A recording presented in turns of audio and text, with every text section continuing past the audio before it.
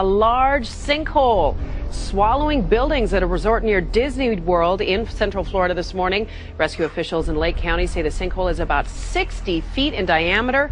The sinkhole nearly devoured one three-story building and continues to sink another. It happened early this morning. 35 guests at the Summer Bay Resort were rushed out of the building to safety.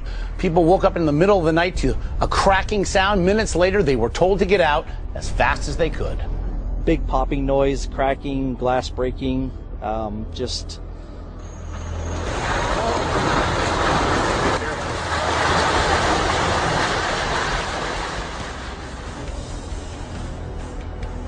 The year's most powerful typhoon brings chaos to parts of the northern Philippines. The storm triggered waves 8 feet high and left at least 44 missing and at least 2 people dead. 109-mile-an-hour winds toppled power lines and heavy rain fell across cities and food-growing plains. Now that you can see behind me, there are a number of houses here that have been destroyed, but according to the municipal government of Casiguran, almost 80% of infrastructure in this town has been destroyed, including schools, including roads, and including houses. A woman waits for help as she struggles to cling to debris in the muddy, raging waters of a river in Isabela province. As yet, her fate unknown as the swollen river swept her along. Typhoon Utor is the most powerful to have hit the Philippines this year, and it's also being described as the strongest so far anywhere in the world in 2013. It brought down power lines and caused destruction that's yet to be fully assessed as it battered coastal and mountainous regions in the north of the country. Japanese children cool off at a water park in Tokyo as a heat wave sweeps the country. Parents say the unusually hot weather has made it difficult to find outdoor summer activities for their children. Residents in the southern Kochi prefecture sweltered in temperatures of 41 degrees Celsius, the highest temperature since records began in 1872. South and the east, it's been a record heat wave that is continuing right across some of those provinces. The highest temperatures nationwide are expected today. Weather forecasters have issued highest level hot weather warning for the 19th consecutive day. Harvest prospects are looking grim in Zhejiang. The sizzling heat has wilted most of the crops in the province. Farmers are already reporting record losses. The heat has also been blamed for the death of fish in local fisheries. Zhejiang, Anhui and Shanghai have seen record temperatures this year. Shanghai is experiencing a 140-year high of 41.2 degrees Celsius. Parts of the Philadelphia area are recovering from severe flooding. Heavy rains turned some streets into temporary lakes on Tuesday, stranding some motorists. High water was the hazard at a golf course. The search is expected to resume this morning for a teenager who was swept away in the rushing waters of a creek. 4, 5, 6 inches of rain fell in some areas, and now we are seeing the aftermath of that. After this storm that was much stronger and much wetter than many expected.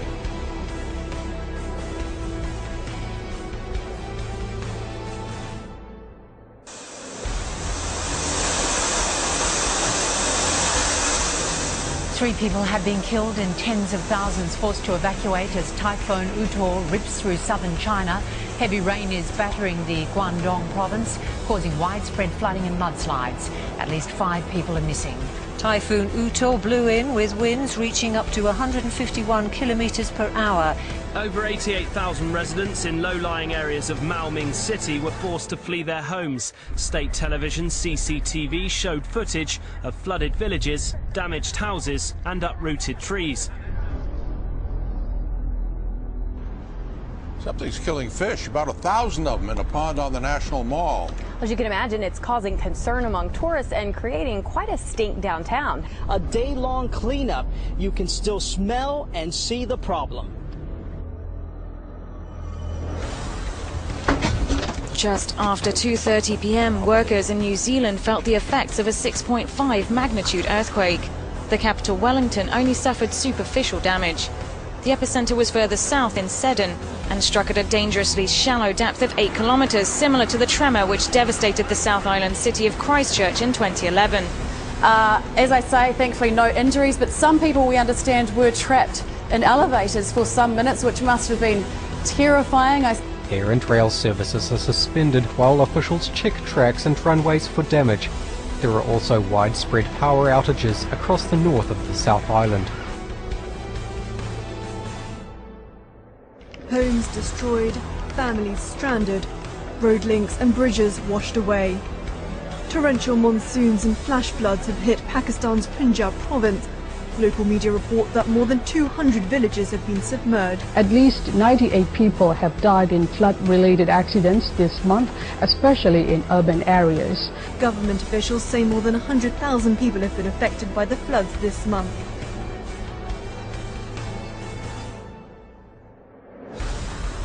Growing battle against fierce wildfires burning in the west.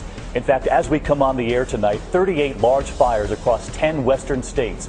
In one fire, they're going from house to house to get families out. Idaho's Beaver Creek fire. They began knocking on those doors in the middle of the night as that fire tripled in size. The erratic winds whipping those flames into tornado-like fire whirls. This wildfire has consumed more than 100,000 acres. It is a massive blaze, roughly the size of the city of Denver or Detroit. With drought conditions burning fires hotter and faster than ever before, crews face new challenges, protecting homes encroaching on dense forest land. There's a lot of narrow gulches in this area with homes built right through the middle of them. Just incredible fire behavior with our fire crews in there trying to protect those structures. The Beaver Creek fire has devoured nearly 100,000 acres since last week, and the nearly 700 firefighters there still have a long way to go. Another 1,000 firefighters are pouring in. 42 large wildfires are now raging in 11 states, from Alaska down to Arizona.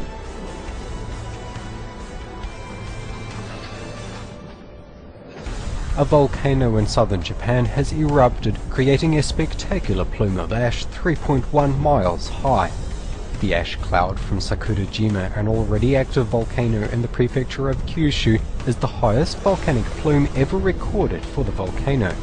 The local meteorological observatory in Kagoshima says the eruption began at 2:41 Eastern Daylight Time, with the large plume of smoke rising over 3 miles above the crater. The observatory also reported a pyroclastic flow travelling just over half a mile southeast down the slope of the near 3,700-foot high volcano.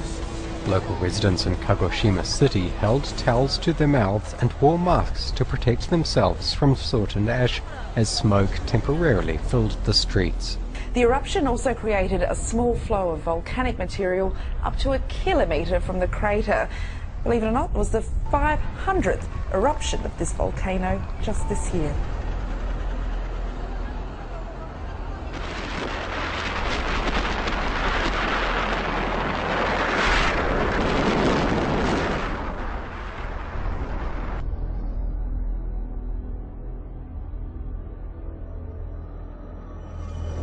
Now, there's no relief in sight for the tens of thousands of people living in Russia's Far East, battered by the worst flooding in more than a century.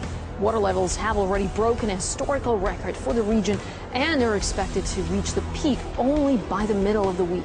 Around 30,000 people have already been evacuated by emergency services, and authorities say this could be just the beginning.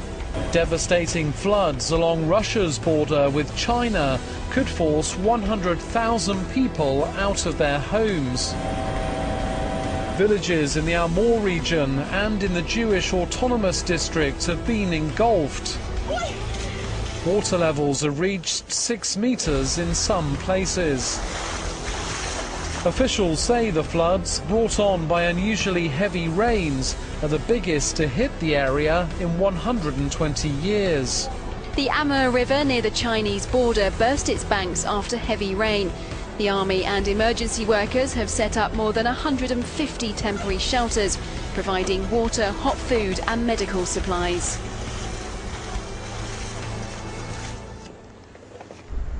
China is used to flooding at this time of year, but this is said to be the worst for decades. 6 regions have been badly hit by heavy rains, 3 in the south and 3 in the northeast, where scores of people have been killed.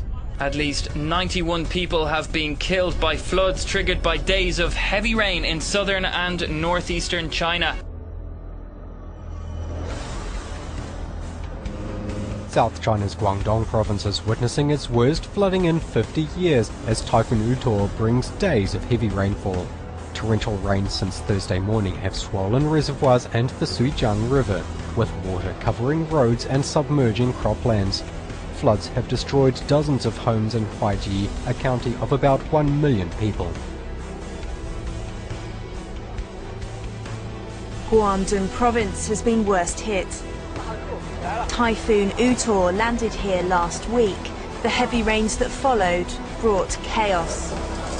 This bridge in Meizhou City has stood for almost 80 years. Now the struggle to protect it from rushing floodwaters. Repairing damage on this scale is likely to be a long and difficult process. Thousands of soldiers have been drafted in to help, filling sandbags, reinforcing dams, rescuing the stranded. Setbacks are likely. More rain is expected in the next few days.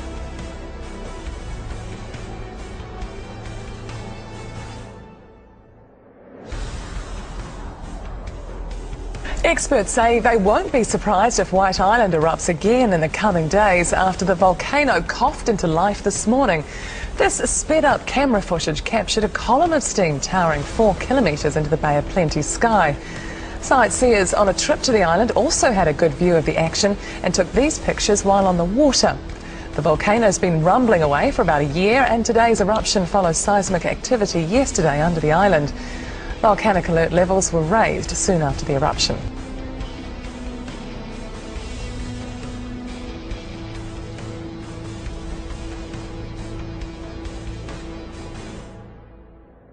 Monsoon rains lashed down in various provinces in the Philippines, triggering flash floods and landslides that killed at least 8 people.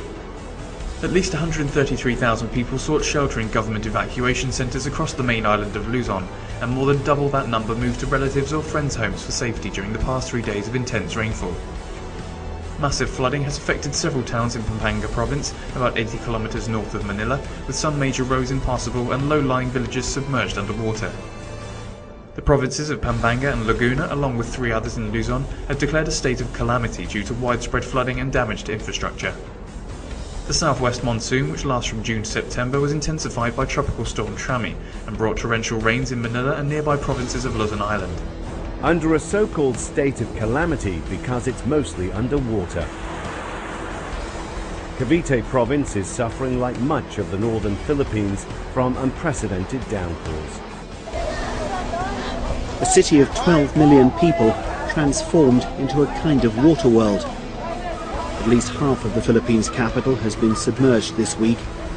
Outside Manila, it's even worse in places, with weeks of rainfall coming down in just 24 hours.